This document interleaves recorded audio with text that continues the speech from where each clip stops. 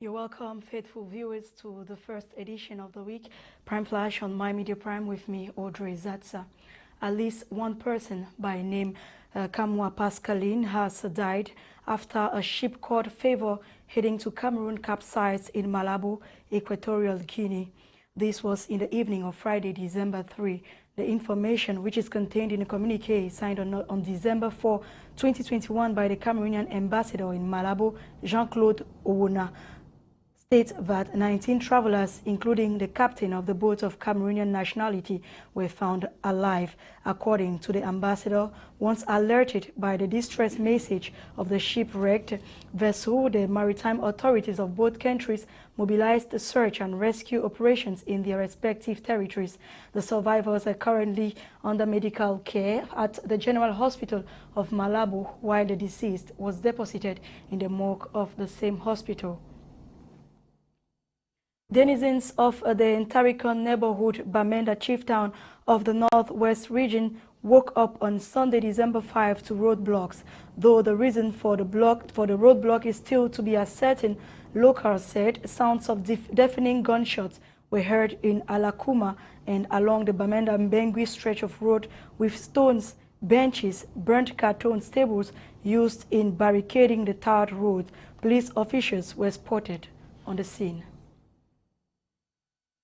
The 2021 edition of the biggest festival of the Sawa community, known as Ngundo, which started in November, rounded up yesterday, Sunday, December 5. The closing ceremony had as theme Tombele, meaning transmission, dugout race, traditional wrestling, crowning of the Miss Ngundo, the message of the ancestors, amongst others, were the main activities of the day on the banks of the Vuri in Bonaberi. The ceremony equally saw His Majesty James Frederick Ekwala Esaka Ekwala II, Superior Chief of the Edo Canton, taking over the presidency of Ngundo for the 2022 term. And in the course of this ceremony, the 26-year-old man identified as Njanga Ndedi is said to have died. The young man was part of the team that accompanied the dugout canoe dubbed Njabale, which won the canoe race of the traditional festival. Sources say it is during the celebration of their victory that the man dived into the water and did not come out again. Cameroon's First Lady, Mrs. Chantal Biya, has appreciated friends, family and all who joined in celebrating her 51st birthday. She took to her Twitter handle on Saturday, December 4, 2021, extending the message of appreciation while releasing images of the exotic 51st birthday party at the Unity Palace. Joining the First Lady to celebrate was her immediate family members, with the only notable absence being her daughter, Brenda Biya. Ekafoot elections 2021, said Njoya, will have the support of the far north, the center, the northwest region, and the west regions of the country. The outgoing president, said Njoya, took to his Facebook handle to accept the support of the delegates of these regions, equally thanking the president of the Elite Club Association and that of Referees Association for their support.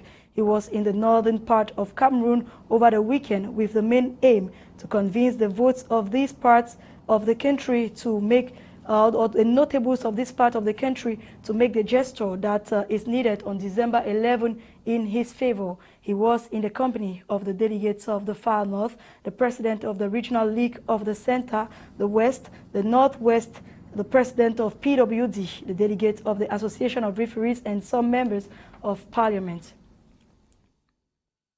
Ebolova, chieftown of Cameroon South region, now has an ultra-modern state-of-the-art hospital to care for their sick. The hospital was inaugurated by the Prime Minister, Head of Government, Chief Dr. Joseph John Gute, over the weekend during a ceremony that took place on the hospital esplanade. While inaugurating the new hospital structure, John Gute appreciated the medical doctors for their efforts and sacrifices in taking care of patients in spite of the outbreak of the deadly coronavirus pandemic. And out of the country, at least 20 people have died after a bus carrying choir members to a wedding plunged into a river in Kenya.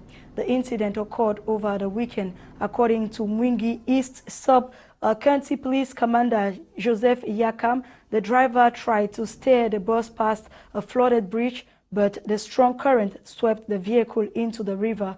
The choir members of Mwingi Catholic Church had been traveling for their male colleague's wedding when the accident occurred in Kwiti County. However, 18 persons had been rescued, including 4 children, while the exact number of passengers who were aboard the vehicle is unknown.